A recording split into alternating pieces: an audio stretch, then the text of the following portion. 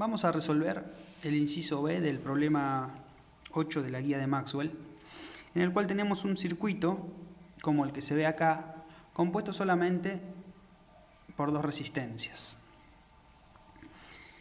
El circuito es muy sencillo, lo que sucede es que está sometido a la presencia de un campo magnético perpendicular al plano del circuito, es decir, que pincha esta hoja, cuya magnitud es variable con el tiempo, es un B que depende del tiempo, no es constante.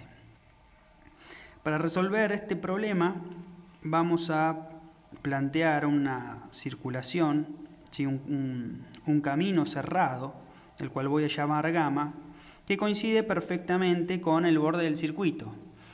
Y voy a definir este camino porque luego voy a aplicar la ley de Maxwell-Faraday, que necesita de un camino cerrado, que en principio podría ser matemático, no hay ninguna restricción para el camino más allá de que sea cerrado. Sin embargo, en este caso va a coincidir con el borde del circuito. Sabemos que este camino define infinitas áreas, este camino cerrado como cualquier camino cerrado, pero yo voy a pensar particularmente en el área plana, limitada por este camino gamma o por el circuito. Esta área, que voy a denominar sigma, y que será positiva hacia adentro, porque bueno, me queda impuesta por la ley de la mano derecha y el sentido de circulación de gamma. El enunciado dice que a través de esta superficie B genera un flujo, y si bien no conocemos cuánto vale el flujo de B, conocemos cómo varía con el tiempo. El enunciado dice que la derivada del flujo de B respecto del tiempo en esta superficie gamma es igual a menos 1 volt.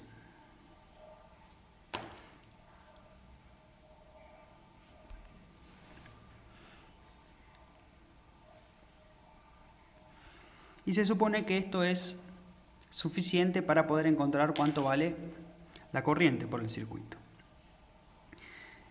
Entonces lo que vamos a hacer es plantear la ley de Maxwell-Faraday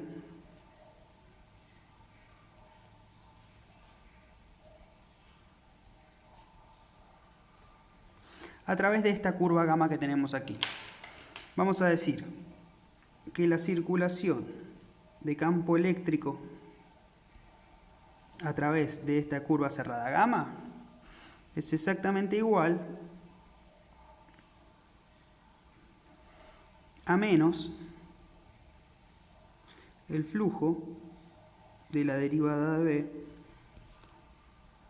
respecto del tiempo a través de una superficie cualquiera limitada por esta curva gamma. Yo obviamente voy a elegir la misma curva gamma que definía, la misma superficie que definía antes, la superficie plana. Fíjense que en principio la ley de Maxwell-Faraday tiene el flujo de la derivada de B y nuestro dato es la derivada del flujo de B, es decir que necesito la derivada esta respecto del tiempo afuera. Pero como el área del camino están quietos, son constantes en el tiempo, entonces la derivada del tiempo para este integral de superficie es constante y la puedo sacar afuera. De este modo, la circulación de E a lo largo de la curva gamma es igual a menos la derivada respecto del tiempo del flujo de B, y esto ya sabemos que es igual a menos 1 volt.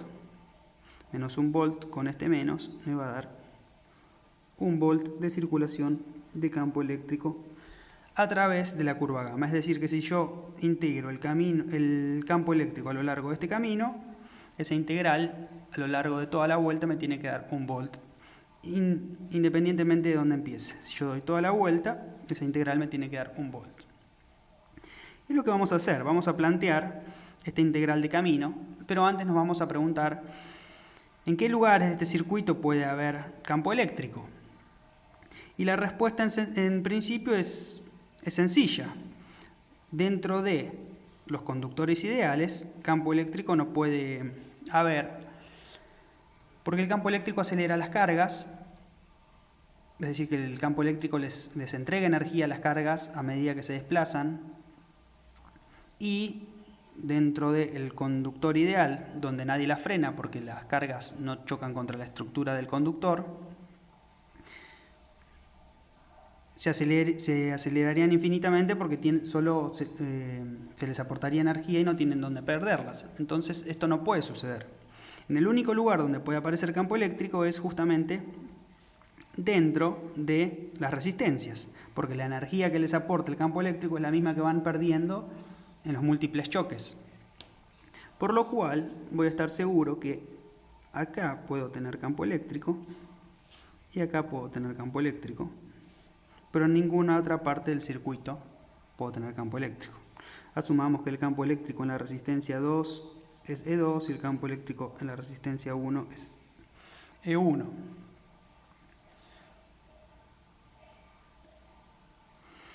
Entonces, creo yo que ahora estamos en condiciones de calcular la corriente, o estamos mucho más cerca de poder calcular la corriente. Para eso, primero vamos a tener que definirla, la corriente. Yo voy a definir una corriente I en el mismo sentido que la curva gamma.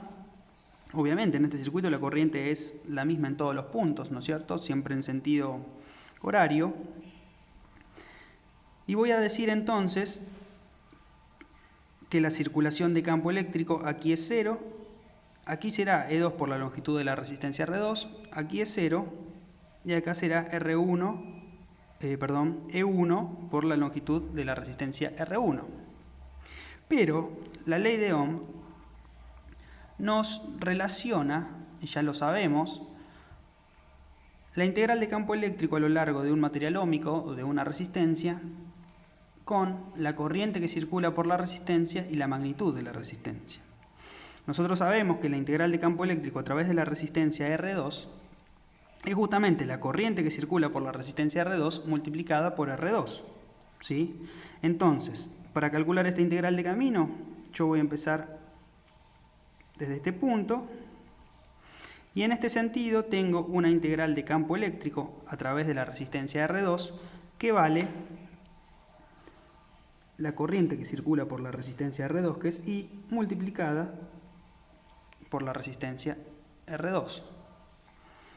Siguiendo el mismo camino, llego a la resistencia R1 y tengo una integral de campo eléctrico a través de la resistencia R1 que vale la corriente que circula por R1 multiplicada por la resistencia R1.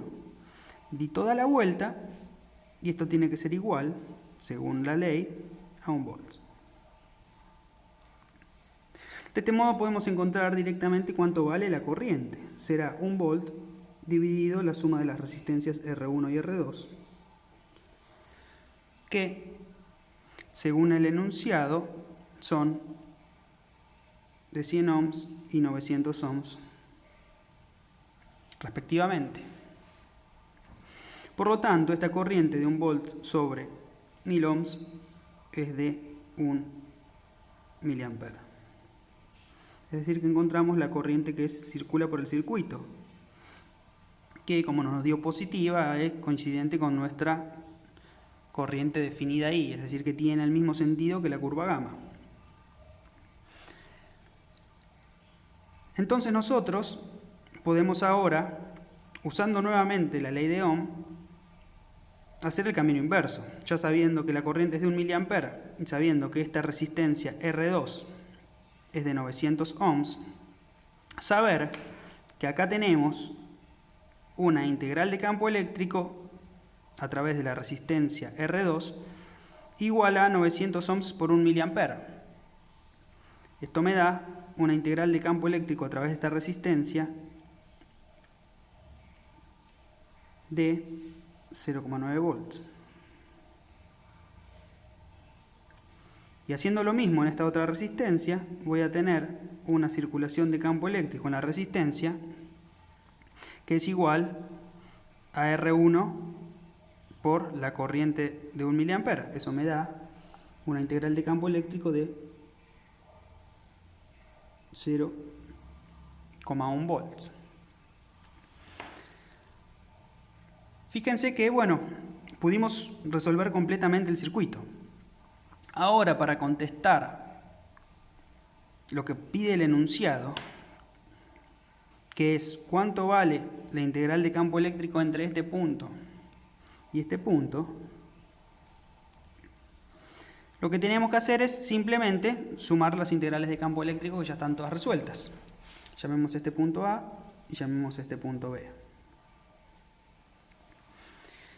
Si calculo la integral de campo eléctrico para ir desde A hasta B a través de este camino, me encuentro con que la integral de campo eléctrico es 900 ohms por 1 miliampere. Es justamente 0,9 volts. En cambio, si voy por el otro camino, la integral de campo eléctrico es de menos 0,1 volts. Fíjense que en este caso me estoy moviendo a favor del campo eléctrico en la resistencia, de acá me estoy moviendo en contra del campo eléctrico en la resistencia. Esto es diferente a lo que nos pasaba siempre. Si se acuerdan de la definición de potencial eléctrico, nosotros habíamos definido la diferencia de potencial eléctrico como menos la integral de camino del campo eléctrico.